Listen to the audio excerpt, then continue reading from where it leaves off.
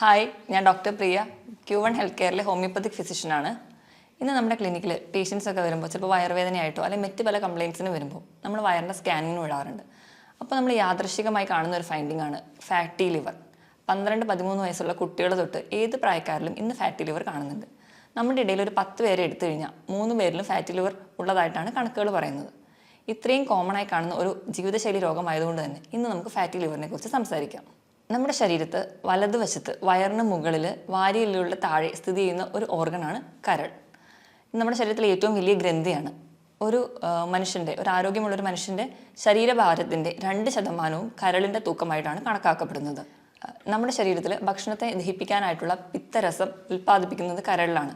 അതുപോലെ തന്നെ നമ്മുടെ ശരീരത്തിലുള്ള വൈറ്റമിനെ സ്റ്റോർ ചെയ്യുന്നതും അതുപോലെ നമ്മുടെ ശരീരത്തിൽ ഉണ്ടാകുന്ന ടോക്സിൻസിനെയൊക്കെ മെറ്റബോളൈസ് ചെയ്ത് മാലിന്യങ്ങളെ പുറന്തള്ളുന്നതും ലിവറിൻ്റെ ഫങ്ഷൻസ് മൂലമാണ്.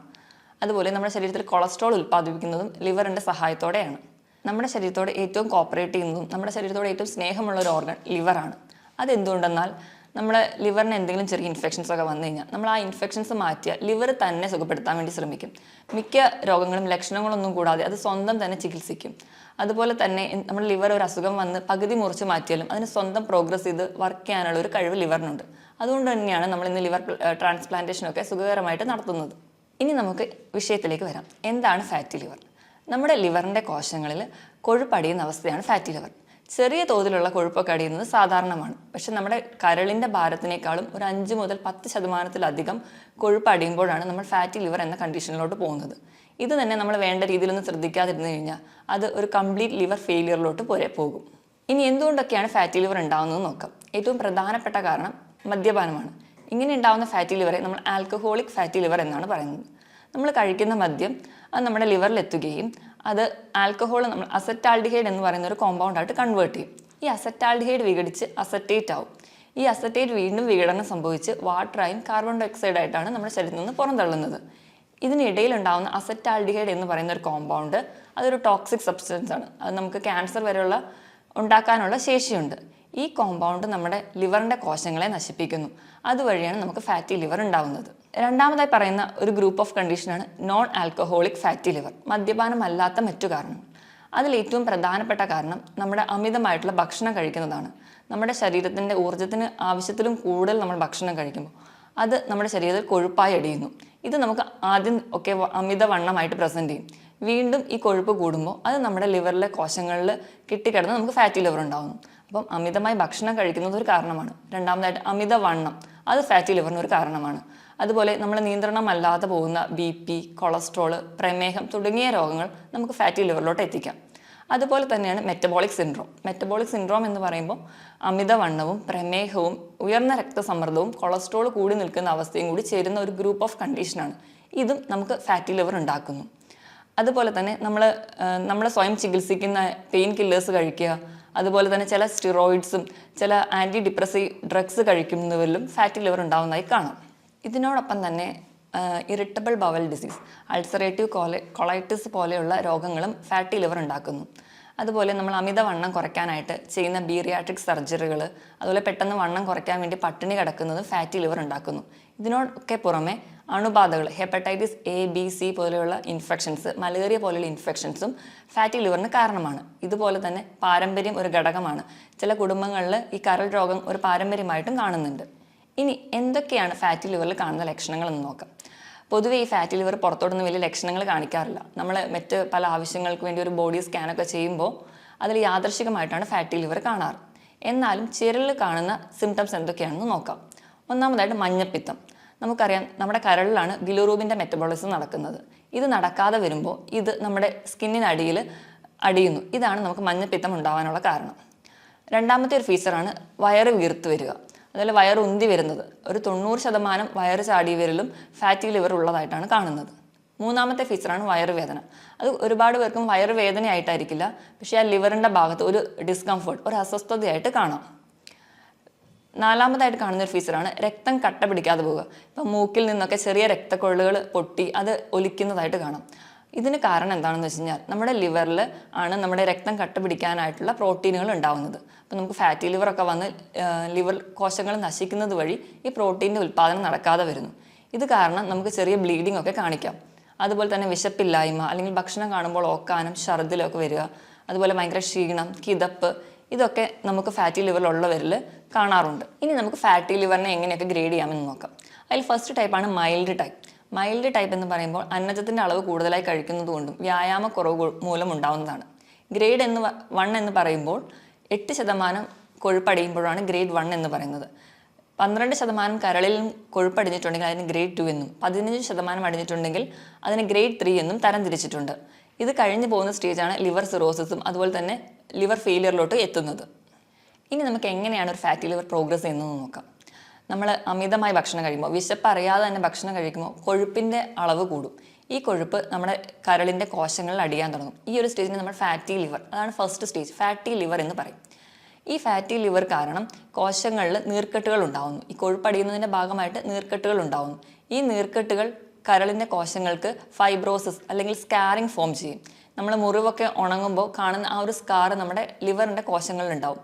ഈ സ്കാറിങ് കട്ടി കൂടി വരുന്നതിൻ്റെ ഭാഗമായിട്ട് ഉണ്ടാവുന്ന ഒരു സ്റ്റേജാണ് നോൺ ഹെപ്പാറ്റിക് സ്റ്റീറ്റോസിസ്. ഇതാണ് രണ്ടാമത്തെ സ്റ്റേജ്. ഈ ഒരു സ്റ്റേജ് എത്തുമ്പോഴത്തേക്കും നമ്മുടെ ലിവർ എൻസൈംസ് ഒക്കെ കൂടുതലായിട്ട് നിൽക്കും. ഈ ഫാറ്റി ലിവറിൻ്റെ സ്റ്റേജിലും ഈ സെക്കൻഡ് സ്റ്റേജിലും നമുക്ക് ലിവറിനെ പഴയ പോലെ തിരിച്ചെത്തിക്കാൻ പറ്റും. ഇനി ഈ ഒരു സ്റ്റേജ് പ്രോഗ്രസ് ചെയ്യുമ്പോൾ നമ്മുടെ നോർമലായിട്ടുള്ള ലിവർ കോശങ്ങൾക്കൊക്കെ അതിൻ്റെ പ്രഷർ കൂടുന്നതിൻ്റെ ഭാഗമായിട്ട് നോർമൽ ഫങ്ഷനിങ് ഒന്നും ചെയ്യാൻ പറ്റാതാവും. അങ്ങനെ കരളിൻ്റെ മൊത്തം പാരൻകൈമയ്ക്ക് ഒരു ഫൈബ്രോസ്ഡ് സ്റ്റേജിലോട്ട് പോകും. അതാണ് മൂന്നാമത്തെ സ്റ്റേജ്, ഫൈബ്രോസ്ഡ് സ്റ്റേജ്. ഇത് കഴിഞ്ഞ് ഈ ഫൈബ്രോസിസ് വീണ്ടും തുടരുന്ന വഴി നമുക്ക് കംപ്ലീറ്റ് ആയിട്ടുള്ള ലിവർ ചുരുങ്ങി ഒരു റബ്ബർ പോലെ ഒരു ഉപയോഗമില്ലാത്ത ഒരു അവയവമായിട്ട് മാറും. ഈ ഒരു സ്റ്റേജിനെയാണ് നമ്മൾ ലിവർ സിറോസിസ് എന്ന് പറയുന്നത്. ഇങ്ങനെ 4 സ്റ്റേജായിട്ട് ലിവർ പ്രോഗ്രസ് ചെയ്ത് അവസാനം ഒരു ലിവർ ക്യാൻസറിലോട്ടും കംപ്ലീറ്റ് ലിവർ ഫെയിലിയറിലോട്ടാണ് പോകുന്നത്. ആദ്യത്തെ 2 സ്റ്റേജ് നമുക്ക് റിവേഴ്സിബിൾ ആണ്. അതായത് നമുക്ക് ചികിത്സിച്ചാൽ അല്ലെങ്കിൽ നേരത്തെ അറിഞ്ഞു കഴിഞ്ഞാൽ ഒരു പരിധി വരെ നമുക്ക് അതിൻ്റെ ഫംഗ്ഷനൊക്കെ നോർമലാക്കി കൊണ്ടുവരാൻ പറ്റും. പക്ഷേ അവസാനത്തെ 2 സ്റ്റേജിലാണ് നമ്മൾ അറിയുന്നതെങ്കിൽ അപ്പോഴത്തേക്കും നമുക്കത് കംപ്ലീറ്റ് ആയിട്ട് തിരിച്ചു കൊണ്ടുവരാൻ പറ്റില്ല. ഈ ഒരു സ്റ്റേജൊക്കെ എത്തുമ്പോഴത്തേക്കും പലർക്കും സ്കിന്നിൽ തന്നെ ഒരു കാരണമൊന്നും കൂടാതെ ചൊറിച്ചിലുണ്ടാവുന്നു, പാദങ്ങളിൽ നീര്, ഉറക്കമില്ലായ്മ, വിശപ്പില്ലായ്മ, അതുപോലെ വയറൊക്കെ വല്ലാണ്ട് വെള്ളം കെട്ടി വീർത്തിരിക്കുന്ന ഒരു സ്റ്റേജിലോട്ടൊക്കെ എത്തിയിട്ടുണ്ടാവും. ഇനി ഇങ്ങനെ ലിവർ കംപ്ലയിൻറ്റ്സ് ഒക്കെ കാണുന്നവരിൽ കോമൺ ആയിട്ട് കാണുന്ന വേറൊരു കംപ്ലയിൻ്റ് ആണ് പിത്തസഞ്ചിയിൽ കല്ല്, അതുപോലെ പിത്തസഞ്ചിയിലൊക്കെ പോളിപ്പ് ഫോം ചെയ്യുന്നത്. അപ്പം നമ്മൾ മെയിൻലി ആ ഒരു കല്ല് സർജറി വഴി റിമൂവ് ചെയ്യും, അല്ലെങ്കിൽ പോളിപ്പ് റിമൂവ് ചെയ്യും. പക്ഷേ ഇവിടുത്തെ ഒരു ബേസിക് കോസ് എന്ന് പറഞ്ഞിട്ടുണ്ടെങ്കിൽ ലിവറിൽ പ്രശ്നം ഉണ്ടാവും. അപ്പോൾ ഇങ്ങനെയൊക്കെ ഉള്ള രോഗികൾ ആദ്യം അവർക്ക് ഫാറ്റി ലിവർ ഉണ്ടോ അല്ലെങ്കിൽ ലിവർ കംപ്ലയിൻറ്റ്സ് ഒക്കെ ഉണ്ടെങ്കിൽ അതിനെ വേണം കൺട്രോൾ ചെയ്യാൻ. അതിന് വേണ്ടിയിട്ട് വേണം നമ്മുടെ ഡയറ്റും അല്ലെങ്കിൽ നമ്മുടെ എക്സസൈസൊക്കെ ചാർട്ട് ചെയ്യാൻ. ഇനി നമുക്ക് എങ്ങനെയൊക്കെ ഫാറ്റി ലിവർ കണ്ടുപിടിക്കാം എന്നറിയാം. നമ്മൾ പറഞ്ഞ പോലെ നേരത്തെ യാദൃശ്ചികമായിട്ടാണ് കാണുന്നത്. അപ്പോൾ ഇങ്ങനത്തെ വയറൊക്കെ വീർത്ത് വരുന്നവരാണെങ്കിലും അല്ലെങ്കിൽ എന്തെങ്കിലും പാരമ്പര്യമായിട്ടുള്ളവർക്കും അല്ലെങ്കിൽ മദ്യപാനികളൊക്കെ ഇടയ്ക്കിടയ്ക്ക് വയറിൻ്റെ സ്കാൻ ചെയ്ത് നോക്കുന്നത് നല്ലതാണ്. വയറിൻ്റെ സ്കാൻ ചെയ്യുമ്പോൾ ആ ലിവറിൻ്റെ സൈസ് കൂടി നിൽക്കുന്നതായിട്ട് കാണാം. രണ്ടാമതായിട്ട് നമുക്ക് ലിവർ ഫംഗ്ഷൻ ടെസ്റ്റ് ചെയ്യാം. അപ്പം നമുക്കൊരു ഹെപ്പാറ്റിക് സ്റ്റേജിലൊക്കെയാണ് നിൽക്കുന്നതെങ്കിൽ ലിവർ എൻസൈംസ് ആയിട്ടുള്ള SGOT, SGPT-ൻ്റെയൊക്കെ വാല്യൂ കൂടുതലായിട്ട് നിൽക്കുന്നത് കാണാം. മൂന്നാമതായിട്ട് നമുക്ക് എന്തെങ്കിലും എൻഡോസ്കോപ്പികൾ ചെയ്യാം. എൻഡോസ്കോപ്പി ചെയ്യുന്നത് വഴി നമുക്ക് വേറെ എന്തെങ്കിലും കോംപ്ലിക്കേഷൻസിലോട്ട് ഈ ഫാറ്റി ലിവർ എത്തിയോ എന്നറിയാം. ഈ ഫാറ്റി ലിവർ ആണ് എന്ന് ഉറപ്പിക്കാൻ വേണ്ടി നമ്മൾ ചെയ്യുന്നതാണ് ബയോപ്സി. പക്ഷേ ബയോപ്സി എപ്പോഴും നമ്മൾ ചെയ്യാറില്ല. വേറെ ഒരു കോംപ്ലിക്കേഷൻസ് ഒക്കെ എന്തെങ്കിലും ഉണ്ടെങ്കിലോ അല്ലെങ്കിൽ വേറെ ഒരു കണ്ടീഷൻ സസ്പെക്ട് ചെയ്യുന്ന ഒരു കേസിൽ മാത്രമേ നമ്മൾ ബയോപ്സിക്ക് വിടാറുള്ളൂ. അല്ലെങ്കിൽ ബയോപ്സി കൊണ്ട് ഒരുപാട് പാർശ്വഫലങ്ങൾ ഉണ്ടാകുന്നത് കൊണ്ടാണ് കോമൺ ആയിട്ട് അങ്ങ് ബയോപ്സി ചെയ്യാത്തത്. ഇനി നമുക്ക് എങ്ങനെയൊക്കെയാണ് ഫാറ്റി ലിവറിനെ മാനേജ് ചെയ്യാൻ നോക്കാം. പൊതുവേ നമ്മൾ ഇന്ത്യക്കാർക്ക് ഈ ലിവറിൻ്റെ ആരോഗ്യം കുറച്ച് കുറവാണ്. അതോടൊപ്പം തന്നെ തെറ്റായ ഭക്ഷണ രീതിയും ചിട്ടയില്ലാത്ത ജീവിതശൈലിയാണ് നമുക്ക് ഇങ്ങനെ ഫാറ്റി ലിവർ അല്ലെങ്കിൽ മറ്റ് ലിവർ രോഗങ്ങളോ ഉണ്ടാക്കുന്നത്. അപ്പോൾ നമുക്ക് ആദ്യം തന്നെ നമ്മുടെ ജീവിതശൈലിയിലാണ് മാറ്റം വരുത്തേണ്ടത്. അപ്പോൾ ഒന്നാമതായിട്ട് നമുക്ക് ഫാറ്റി ലിവർ ഉണ്ട് എന്ന് അറിഞ്ഞു കഴിഞ്ഞാൽ നമ്മൾ സ്വയം ചികിത്സിക്കാൻ ഇരിക്കുകയാണ് ചെയ്യേണ്ടത്. നമ്മൾ എത്രയും പെട്ടെന്ന് ഒരു ഫിസിഷ്യനെ കാണുക. അപ്പം അവർ പറയുന്ന രീതിയിൽ നമ്മുടെ ഫുഡ് അല്ലെങ്കിൽ നമ്മുടെ വ്യായാമമൊക്കെ ചിട്ടയാക്കുക. അതുവഴി നമുക്കൊരു പരിധി വരെ ഈ ലിവർ കംപ്ലയിൻറ്റ്സ് ഒക്കെ പ്രോഗ്രസ് ചെയ്യുന്നത് തടയാൻ പറ്റും. രണ്ടാമതായിട്ട് നമ്മൾ ആവശ്യമില്ലാതെ മരുന്ന് കഴിക്കുക. അപ്പോൾ എന്തെങ്കിലും ചെറിയ പെയിനൊക്കെ വരുമ്പോഴും നമ്മൾ ഡോക്ടറെ ഒന്നും കാണാതെ സ്വന്തമായിട്ട് പെയിൻ കില്ലേഴ്സ് കഴിക്കുന്നവരിൽ ലിവർ കംപ്ലയിൻറ്റ്സ് കൂടുതലായിട്ട് നിൽക്കുന്നത് കാണാം. അതുപോലെ തന്നെ സ്റ്റിറോയിഡ്സും അതുപോലെ ചില സൈക്യാട്രിക് ഡ്രഗ്സും ചില ഹാർട്ട് കംപ്ലയിൻറ്റ്സ് കഴിക്കുന്ന മെഡിസിൻസ് ഒക്കെ കഴിക്കുന്നവർക്ക് ഫാറ്റി ലിവറിനുള്ള ചാൻസ് കൂടുതലാണ്. അപ്പോൾ ഇങ്ങനെയുള്ളവർ ഇങ്ങനെ മെഡിസിനൊക്കെ കഴിക്കുന്നവരാണെങ്കിൽ ഇടയ്ക്കിടയ്ക്ക് LFT ചെക്ക് ചെയ്യുന്നത് വഴി നമുക്ക് ഇങ്ങനെ ഫാറ്റി ലിവർ ഉണ്ടോ അല്ലെങ്കിൽ പ്രോഗ്രസ് ചെയ്യുന്നോ എന്നൊക്കെ അറിയാൻ പറ്റും. ഇനി മൂന്നാമതായിട്ട് ഇപ്പം ഡയബറ്റീസ് ഉള്ളവരും അതുപോലെ കൊളസ്ട്രോൾ ഒക്കെ ഉള്ളവരാണെങ്കിൽ മാക്സിമം അത് കൺട്രോൾ ചെയ്യാൻ നോക്കുക. സ്വയം ചികിത്സിക്കാതെ തന്നെ നമുക്ക് വേണ്ട രീതിയിൽ കറക്റ്റായിട്ട് മെഡിസിൻ ഫോളോ ചെയ്യുക. അത് കൺട്രോൾ ചെയ്യുന്നത് വഴി നമുക്ക് ഇൻസുലിൻ റെസിസ്റ്റൻസ് ഒക്കെ കൺട്രോൾ ചെയ്യാൻ പറ്റും. അങ്ങനെ ഇൻസുലിൻ റെസിസ്റ്റൻസ് കൺട്രോൾ ചെയ്യുന്നതുകൊണ്ട് തന്നെ നമ്മുടെ ഗ്ലൂക്കോസിൻ്റെയും കൊളസ്ട്രോളിൻ്റെയും ഒക്കെ മെറ്റബോളിസം പ്രോപ്പറായിട്ട് നടക്കും. അതുവഴി നമുക്ക് ഫാറ്റി ലിവറിനെ പ്രിവെൻറ്റ് ചെയ്യാൻ പറ്റും. ഇനി അടുത്തതായിട്ട് ഇപ്പം ഇറിറ്റബിൾ ബവൽ ഡിസീസ് അതൊക്കെ ഉള്ളവരാണെങ്കിൽ നമ്മൾ നേരത്തെ തിരിച്ചറിയുകയാണെങ്കിൽ അതിന് വേണ്ട ചികിത്സ നേടുക. അതുവഴി നമുക്ക് ആ ഒരു കോംപ്ലിക്കേഷൻ മൂലമുണ്ടാകുന്ന ഫാറ്റി ലിവറിനെ തടയാൻ പറ്റും. മദ്യപാനം, പുകവലി പോലെയുള്ള ദുശ്ശീലങ്ങളുള്ളവരാണെങ്കിൽ അത് ആദ്യം നിർത്തുക. അപ്പോൾ മദ്യപിക്കുന്നവരിലാണെങ്കിൽ അസറ്റാൽഡിഹൈഡ് എന്ന് പറയുന്നൊരു കോമ്പൗണ്ട് ഉണ്ടാകുന്നതെന്ന് നമ്മൾ പറഞ്ഞല്ലോ, അത് നമ്മുടെ ലിവർ സെൽസിനെ പിന്നെയും നശിപ്പിക്കും. അത് നമുക്ക് നമ്മുടെ കണ്ടീഷൻസ് വേഴ്സൺ ചെയ്യുകയുള്ളൂ. അതുകൊണ്ട് മദ്യപാനം ആദ്യമേ നിർത്തുക. ഇനി പുകവലി, അത് നമ്മൾ ഡയറക്റ്റായിട്ട് പുകവലിക്കുന്നില്ലെങ്കിലും അത് ശ്വസിക്കുന്നത് വഴിയും നമുക്ക് ഈ കണ്ടീഷൻ ഫാറ്റി ലിവറൊക്കെ ഉള്ളവർക്കാണെങ്കിൽ അത് കൂടുതൽ വേഴ്സൺ ചെയ്യുന്നതായി കാണാം.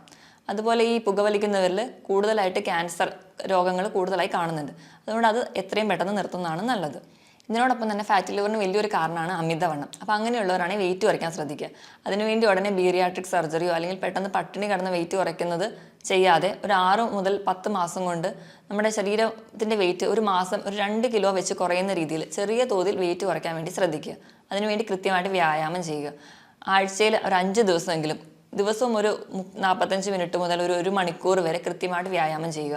ഏറ്റവും നല്ല എക്സസൈസ് എന്ന് പറയുന്നത് സൈക്ലിംഗ്, അതുപോലെ സ്വിമ്മിംഗ് ഒക്കെയാണ്. അതുപോലെ തന്നെ നമ്മൾ സ്പീഡിൽ കൈ വീശി നടക്കുക, നമ്മുടെ ഹാർട്ട് റേറ്റ് കൂടുന്ന തരത്തിലുള്ള എക്സസൈസുകളും നല്ലതാണ്. ഇങ്ങനെ നമുക്ക് അണുബാധകളും നമുക്ക് ഫാറ്റി ലിവർ ഉണ്ടാക്കും. അപ്പോൾ ഇത് തടയാൻ വേണ്ടിയിട്ട് നമ്മൾ സ്വയം സുരക്ഷിതരാണെന്ന് ഉറപ്പുവരുത്തണം. അതിനായിട്ട് നമ്മൾ ഷേവിങ് സെറ്റ്, അതുപോലെ സിറിഞ്ച്, ബ്ലേഡ് ഇതൊക്കെ ഷെയർ ചെയ്യാതിരിക്കുക. അതുപോലെ ടാറ്റു ഒക്കെ എടുക്കുന്നവരാണെങ്കിൽ അത് ശ്രദ്ധിക്കുക. അതുപോലെ സെക്ഷലി ട്രാൻസ്മിറ്റഡ് ആയിട്ടുള്ള ഡിസീസസ് വരാതിരിക്കാൻ വേണ്ടിയിട്ട് നമ്മൾ ലൈംഗിക ബന്ധം സുരക്ഷിതമാണെന്ന് ഉറപ്പുവരുത്തണം. അതിന് വേണ്ടിയിട്ട് നമ്മൾ ഹെപ്പറ്റൈറ്റിസ് ബി വാക്സിനേഷൻ എടുക്കുന്നത് നല്ലതാണ്.